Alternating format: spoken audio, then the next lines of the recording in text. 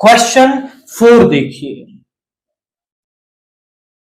if A and B are non-singular matrices of same order with determinant of A is equal to 5, कि यहां पर A और B हमारे पास non singular matrix है, मतलब अगर आप इनका डिटर्मिनेंट फाइंड आउट करेंगे तो वो जीरो नहीं आएगा। सिंगुलर मैट्रिसेस का जो डिटर्मिनेंट है वो जीरो आता है। हमें दे रखा है कि जो डिटर्मिनेंट ऑफ ए है ना आपका, वो क्या है, वो आपका 5 है। तो आप वैल्यू निकाल दीजिए किसकी, determinant of B inverse A B का स्क्वायर, इसकी वैल्यू आपको यहां पर निकालनी है। तो यहां पे समझिए, इसको आप ऐसा भी लिख सकते हो, बी इनवर्स ए बी का स्क्वायर। एंड आप प्रॉपर्टी जानते हैं कि ए बी का डिटर्मिनेंट कर लो या फिर determinant of A into determinant of B, यानी कि दोनों का अलग अलग डिटर्मिनेंट निकाल के प्रोडक्ट कर लो या प्रोडक्ट करके डिटर्मिनेंट निकाल लो, वैल्यू सेम आने वाली है। यानी कि आप इसे ऐसा लिख सकते हैं,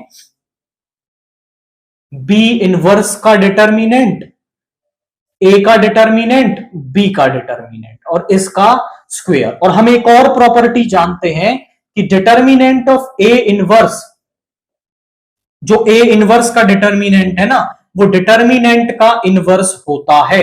यानी इसे आप ऐसा लिख सकते हो, यहां पे डिटर्मिनेंट ऑफ बी का inverse into determinant of A into determinant of B का स्क्वायर। और यहां पे डिटर्मिनेंट ऑफ बी के इनवर्स को आप ऐसा लिख सकते हैं, 1 upon determinant of B into determinant of A into determinant of B.